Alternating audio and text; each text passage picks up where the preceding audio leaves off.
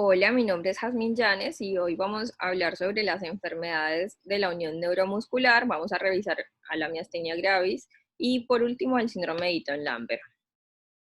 En cuanto a la miastenia gravis, ¿qué debemos conocer? Que es el trastorno primario más frecuente. Su alteración en general es por alguna alteración inmunitaria adquirida. Algunos casos se pueden deber a alteraciones genéticas, es 2 veces más frecuente en mujeres que en hombres, puede empezar a cualquier edad en ambos sexos, pero tiene un pico máximo de edad de presentación en las mujeres que es más joven y en los hombres es, por ejemplo, más de los 50 años. En cuanto a la etiología, no se conoce con exactitud qué es lo que inicia y mantiene la respuesta autoinmune, pero hay una hipótesis en la cual se plantea que un agente viral va a modificar las estructuras antigénicas de las células mioides del timo, que son portadoras del receptor de acetilcolina. Esta hipótesis nos va a establecer esta unión entre la miastenia gravis y la asociación de patología del timo. La susceptibilidad genética, por ejemplo, va a residir en los complejos de HLA de tipo 2. Simplemente para recordar que la acetilcolina se presenta su liberación presináptica. En este caso, cuando se desencadena un potencial de acción, lo que se va a proceder es con la activación de calcio presináptico y esto va a permitir que la acetilcolina se una a las zonas activas de la membrana y así permitir la salida de cuantas de acetilcolina al espacio sináptico.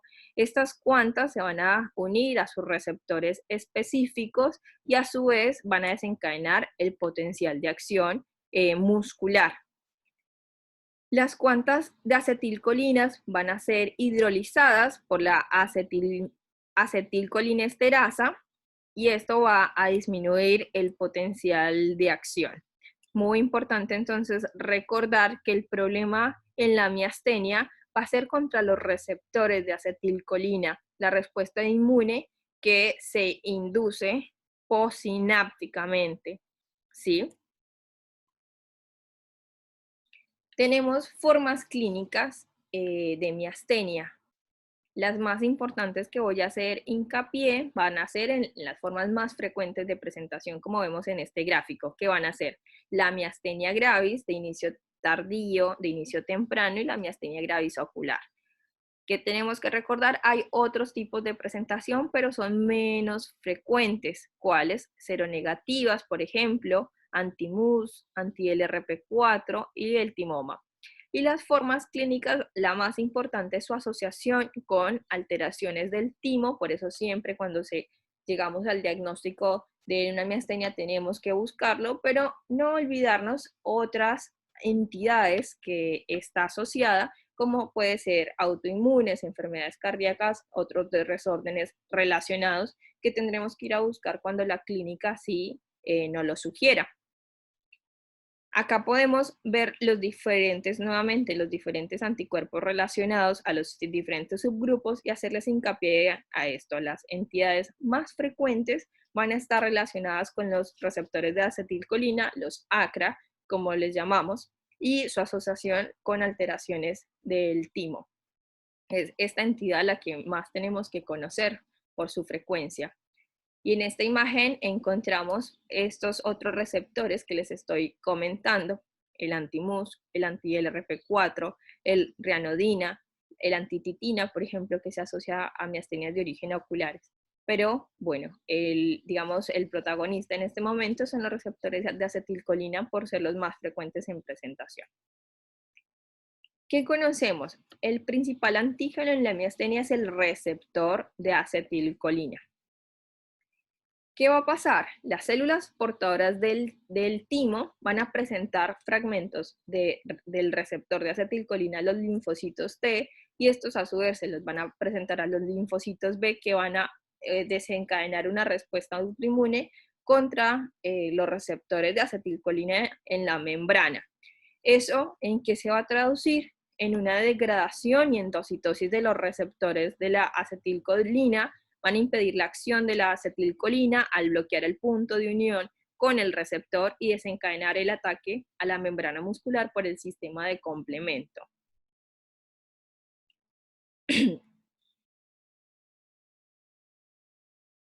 ¿En qué se nos va a traducir esta entidad?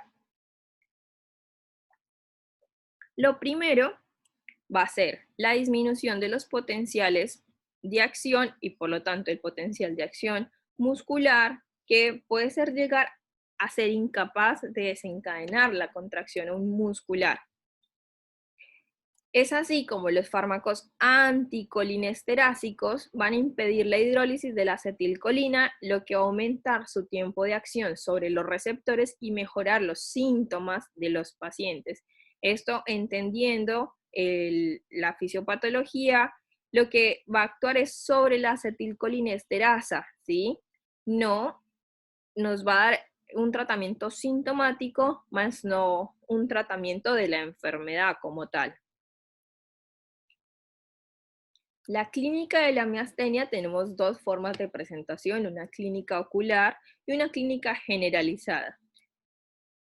El de la presentación de la miastenia ocular es en el 50%, pero bueno, no olvidar que se puede presentar con compromiso vulvar de las extremidades, debilidad generalizadas de otros sistemas, o el fallo respiratorio que se refiere a la presentación de la miastenia como una crisis miasténica, que en general, afortunadamente, el porcentaje es mucho mejor. Acá podemos ver en la foto un paciente que presenta una tosis bipalpebral asimétrica, que este es otro signo que tenemos, que el paciente cuando se le produce elevación del párpado, hay una tosis se hace un aumento de la tosis debido a la relajación del músculo frontal. ¿Cuál va a ser la clínica? Ya sabemos que puede haber un desencadenante del inicio de la enfermedad. Pueden ser infecciones, cirugías, traumatismos, embarazo, fármacos o estrés. Esto va a ser muy importante preguntárselo, por ejemplo, cuando tenemos un desencadenante de una miastenia, de una crisis miasténica, porque, digamos, si es un fármaco, además del tratamiento, tenemos que proceder a la retirada del fármaco, o si es por una infección, claramente al tratamiento de la infección. El paciente que nos va a referir, que presenta fatiga de alguno de los músculos y cómo tenemos que ir dirigiendo ese interrogatorio. Primero, el paciente hay que preguntarle si nota que la fatiga se produce al realizar un ejercicio mantenido, si el paciente cuando descansa siente que esa fatiga muscular le mejora o si mejora con un ambiente frío, cómo es en lo largo del día o de las estaciones, si a lo largo del día se produce un empeoramiento, si empeora con el calor, por ejemplo. Y es muy importante conocer que la intensidad de los síntomas también fluctúa de día a día. A veces hay remisiones espontáneas durante periodo más o menos largo. Muy importante que conozcan, además de esto, que la miastenia no se asocia a síntomas sensitivos. El paciente no cursa con un nivel medular, por ejemplo, no cursa con parestesias, no cursan con alteraciones objetivas de la sensibilidad. Sí puede referir a alteraciones subjetivas, por ejemplo, dolores tensionales en el cuello, porque los músculos, por ejemplo, si fuese algo del cuello, los músculos que se agotan al el paciente intentar sostener el peso de la cabeza.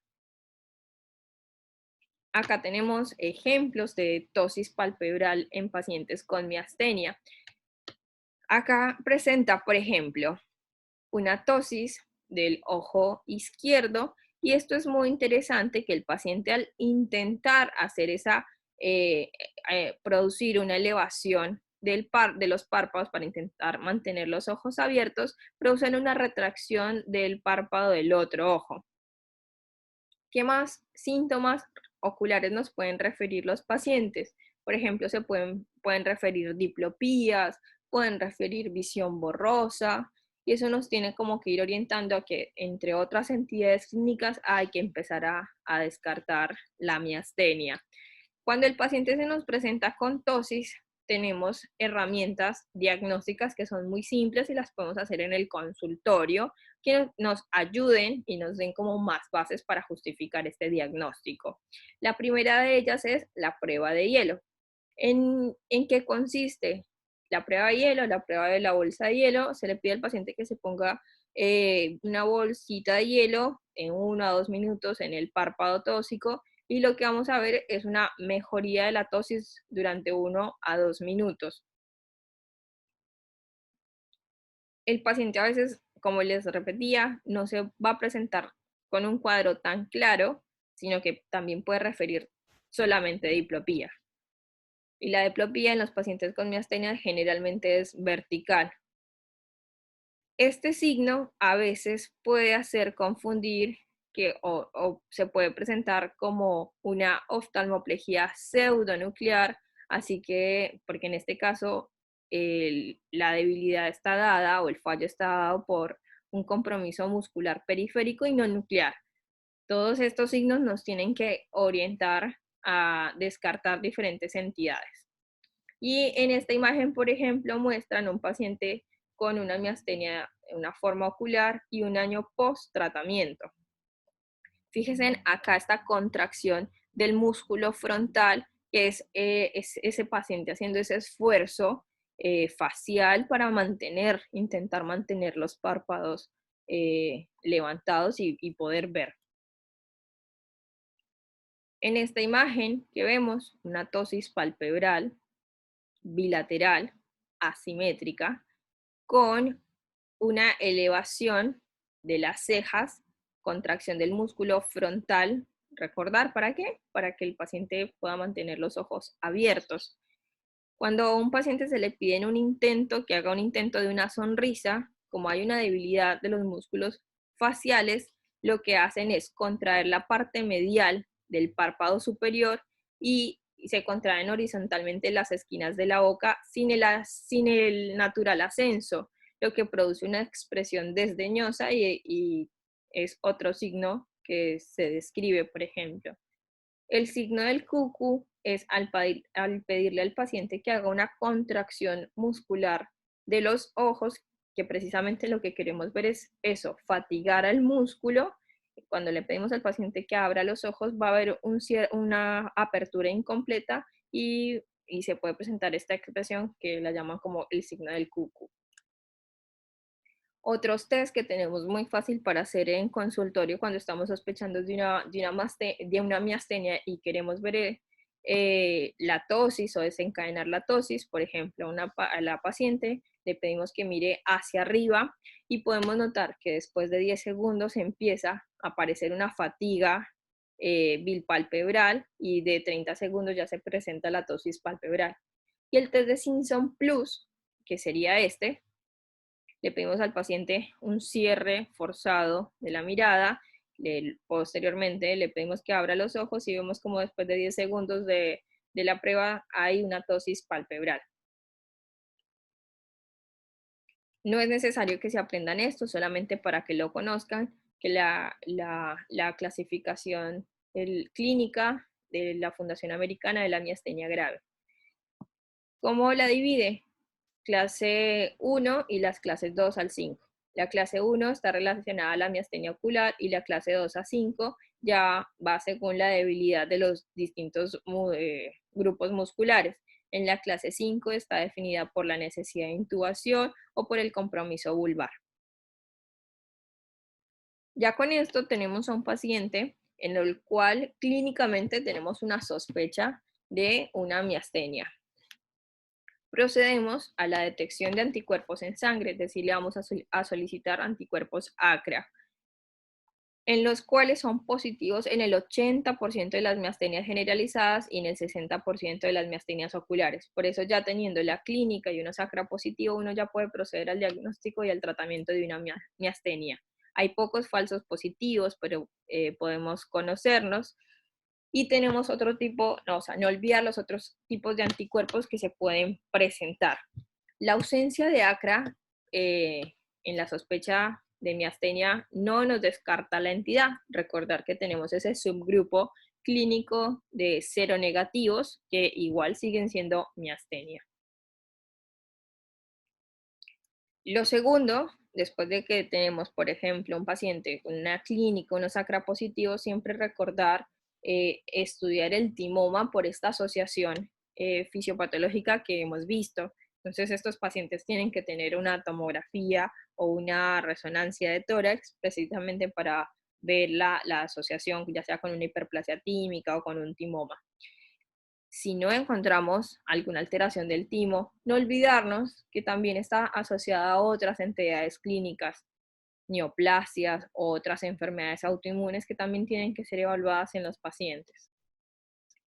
Si bien el electromiograma no es necesario para el diagnóstico, es un método complementario cuando queremos descartar otros diagnósticos diferenciales o, por ejemplo, cuando tenemos unos ACRA negativos, entonces podemos optar por el electromiograma, que tenemos que recordar que la solicitud del electromiograma tiene que tener la aclaración de con estimulación repetitiva del nervio motor a baja frecuencia, ¿sí?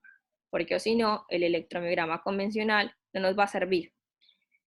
¿Qué es lo que va a traducir el electromiograma? Vamos a ver objetivamente esta fatiga muscular de la que hemos estado hablando. Entonces, acá después de una, digamos, de una contracción muscular sostenida, un estímulo a baja frecuencia, vemos cómo el potencial de acción muscular empieza a disminuir. Es esta foto de la figura A. Esta foto de la figura B la vamos a repasar más adelante en la charla. Pero entonces vean cómo se empieza a disminuir este potencial de acción y esa es la forma como nosotros podemos hacer el diagnóstico de una miastenia. Acá entonces, para recordar que el electromiograma nos va a permitir distinguir ya sea otras entidades que queremos descartar cuando hay duda diagnóstica. Un cuadro comparativo como para ir cerrando conceptos. Las ACRA, la positividad es en el 80%, en cuando acá el color es el compromiso, por ejemplo, ocular y generalizado. Y los otros anticuerpos tienen alguna otra forma clínica de presentación, pero recordar que su frecuencia es muchísimo menor. El comienzo precoz, menos de 40 años, en general, el precoz, el tardío y la no asociado a timoma. Entonces recordar las edades de presentación siempre van a estar asociadas más a acetilcolina, entonces a los ACRA, y recordar su asociación con el timo. Entonces el compromiso precoz, hablábamos de esta diferencia según el sexo, compromiso tardío. Entonces este cuadro queda como comparativo, como para uno ir entendiendo las distintas entidades de la enfermedad. Ustedes aprendas en esta parte, ¿sí? La forma de miastenia que es más frecuente. Esta se la dejamos ya como para los que hacemos la especialidad.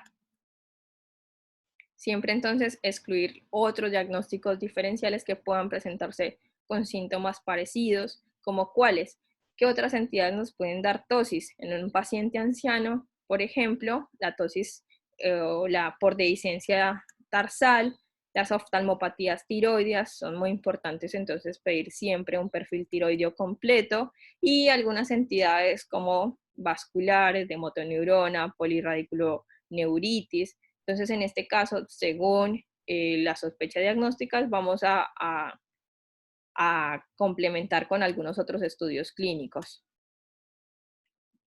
En resumen, ¿cómo hacemos diagnóstico de una miastenia? La clínica, que ya la repasamos. El dosaje de ACRA en sangre, completar con estudios por imágenes como tomografía computarizada o resonancia, esto para el timo, y cuando hay duda diagnóstica vamos a los estudios electrofisiológicos de estimulación repetitiva y electromiografía de fibra única, que es como debemos pedir el estudio. Pruebas farmacológicas que tenemos. Tenemos una prueba terapéutica con piridostigmina en el consultorio, en el paciente que tenemos sospecha de una miastenia, le damos el tratamiento, como vamos a ver más adelante, le hacemos la prueba con piridostigmina y también, además de los test que repasamos, el de hielo, el de Simpson, vamos a encontrar que con este test también se produce una mejoría de la tosis, que también nos puede ayudar como al diagnóstico. Las pruebas serológicas, siempre recordar más frecuente el ACRA, y las electrofisiológicas y otros, prueba del hielo, biopsia del músculo no está indicado a menos de que haya duda diagnóstica con otra entidad. ¿Y cómo es el tratamiento de la miastenia? Lo vamos a dividir en el sintomático y en el patogénico. En cuanto al tratamiento sintomático, entonces vamos a usar tratamiento con anticolinesterásicos. ¿Con cuáles? En este caso, la piridostigmina o su nombre comercial, el Mestinol. Es una presentación oral, uno le va enseñando al paciente cómo debe ir manejando su dosis, pero este paciente entonces recordar que nos va a dar es mejoría de los síntomas, ¿sí?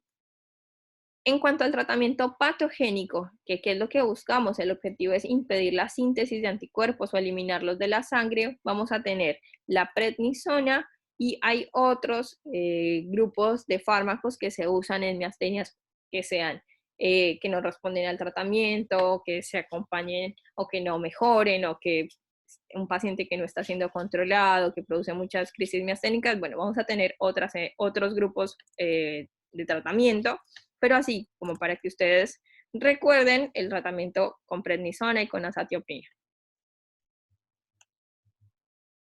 Y es muy interesante porque hasta acá les he hablado como de esa asociación de la miastenia con alteraciones del timo. Pero este estudio, por ejemplo, se planteó en qué pasaba en los pacientes que no tenían ninguna alteración en el timo, es decir, no tenían timomas y no tenían hiperplasias, cuando ya había esta hipótesis en la cual el timo igual siempre tiene una relación con la miastenia.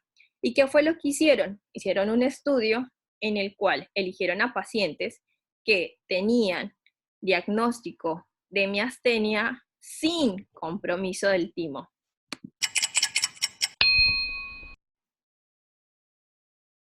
Fue realizado en el 2010. For decades, thymectomy has been a mainstay in the treatment of myasthenia gravis, but there is no rigorous evidence of its benefit. In a multi-center randomized trial, 126 patients with generalized myasthenia gravis and no thymoma visualized on CT were randomized either to thymectomy plus prednisone or to prednisone alone. The trial included adults 18 to 65 years old with disease of less than 5 years duration and a Myasthenia Gravis Foundation clinical classification of 2 to 4 on a scale of 1 to 5, with 5 indicating the most severe disease. The primary outcomes were the average quantitative myasthenia gravis score and the average prednisone dose requirement over 3 years. The average quantitative myasthenia gravis score was 6.15 in the surgery group and 8.99 in the prednisone alone group, indicating better disease control with surgery. The average alternate day prednisone requirement was lower in the surgery group, 44 milligrams as compared with 60 milligrams. The two groups did not differ in complication rates, but the prednisone alone group had more symptoms related to medications. The authors conclude that thymectomy improved clinical outcomes over 3 years for patients with non-thymomatous myasthenia gravis. Full trial results are available at nejm.org. Entonces este estudio es muy interesante porque abre como otra portada al tratamiento de la miastenia y es a qué pacientes que no tienen alteración con timomas se pueden llevar a una timectomía. Obviamente esto es ya decisión del especialista en miastenia y además de los centros, pero como para que lo conozcan. Y muy importante entonces conocer la crisis miasténica, ¿sí? Cuando hablamos de una crisis miasténica es la aparición de insuficiencia respiratoria en pacientes con miastenia gravis que van a requerir la ventilación mecánica o la intubación endotraqueal. ¿Y cómo definimos la insuficiencia respiratoria? Por parámetros clínicos, por ejemplo, paciente que esté con taquipnea, con polipnea, un paciente que esté con una desaturación o en gases arteriales que presente hipoxemia o hipercapnia. Entonces, estos pacientes que hablamos que están en insuficiencia respiratoria, en diagnóstico de miastenia hablamos que presentan una crisis miasténica. ¿Y cuál es el tratamiento? En este caso, siempre conocer la causa o intentar conocer el desencadenante que lo llevó a la crisis. Entonces, hay que preguntarles al paciente si estuvieron expuestos a algún fármaco nuevo, que pueden ser miasteniformes, o alguna cirugía, o si tuvo alguna infección previa. ¿Por qué? Porque también tenemos que intentar tratar la causa. y el tratamiento específico para la crisis va a ser o el tratamiento con inmunoglobulina endovenosa, 2 gramos por kilogramo, o la plasmaféresis. Ya cambiando ahora a otro grupo de enfermedad de la placa neuromuscular, como es el síndrome de Eaton-Lambert. Es una entidad que, muy importante, esta es presináptico, ¿sí? La miastenia es posináptico. Siempre voy a ir comparando estas dos entidades porque son diferentes, ¿sí? Son un diagnóstico, digamos, diferencial en una y la otra, porque a veces el tratamiento también puede diferir, como vamos a ver. Se presenta más en hombres y esto es muy importante. En el Eaton-Lambert hay una asociación paraneoplásica en más del 50 al 70%. Y ese tumor asociado es el carcinoma pulmonar de células pequeñas, en más del 80% de los casos. ¿Qué nos puede pasar? Que hagamos un diagnóstico de un Eaton-Lambert, no encontremos asociación porque esta entidad puede preceder hasta 4 años al tumor. Es así como estos pacientes tienen que someterse a controles seriados, precisamente buscando el desencadenante que puede ser a futuro, ¿no? ¿Cuál es el problema en el Eaton-Lambert? Acá lo que vamos a encontrar son autoanticuerpos que van a atacar los canales de calcio en la membrana, en la neurona presináptica, y por lo tanto nos va a bloquear la liberación de acetilcolina en el espacio sináptico y por ende no nos desencadena este potencial de acción muscular. Entonces acá tenemos es un problema de liberación de la acetilcolina. Tenemos la acetilcolina, tenemos receptores que la están esperando, pero hay un bloqueo del calcio y por lo tanto no tenemos esa liberación, ni el desencadenante.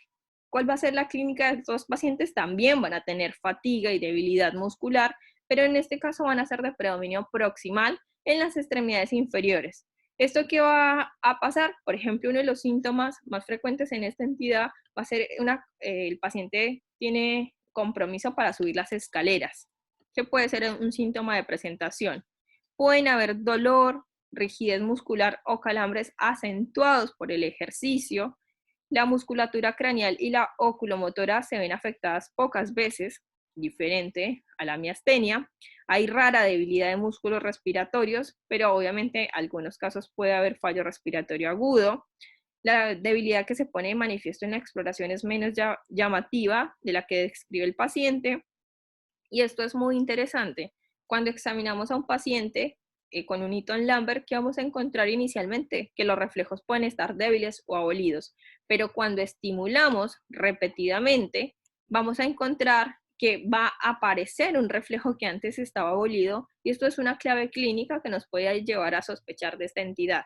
Entonces, resumiendo, tenemos a un paciente que está refiriendo una debilidad y como acá es diferente el proceso etiopatogénico, cuando a este paciente le pedimos que haga, por ejemplo, le preguntamos, ¿y cuando usted hace ejercicio, la debilidad empeora o mejora? El paciente nos va a responder que mejora.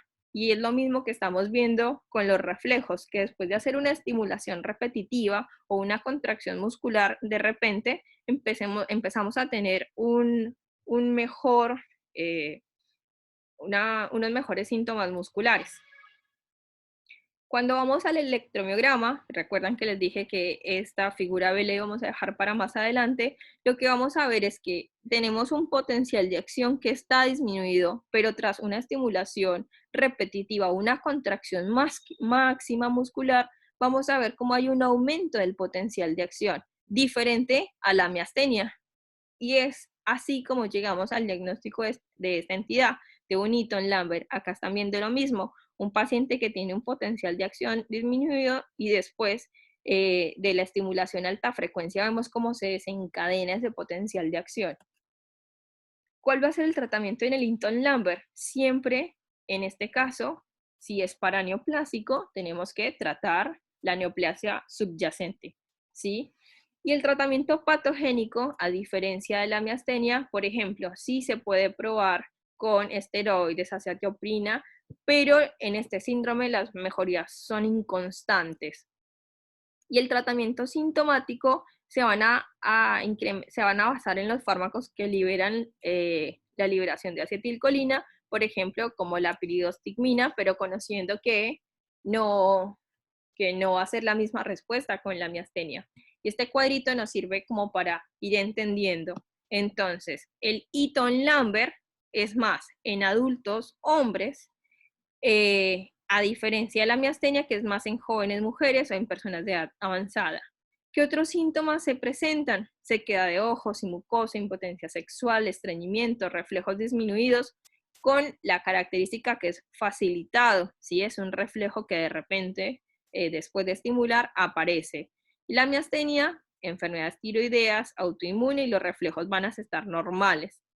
¿Cuáles son los músculos más afectados? En el Eaton-Lambert, proximal de las extremidades inferiores. Recordar que el paciente se puede quejar de que no puede subir las escaleras, mientras que la miastenia tenemos esta presentación ocular que hemos hecho hincapié en la charla y que pueden igual incluir otros grupos musculares. El electromiograma, como vimos, la diferencia es abismal.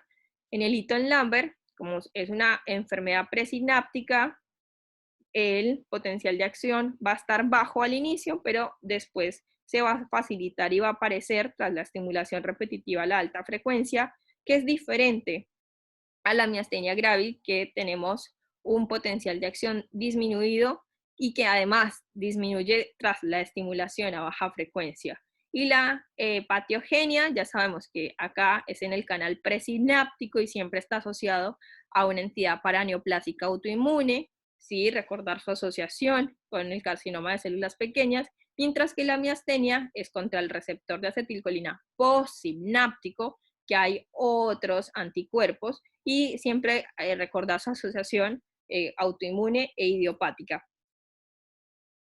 Esto es todo.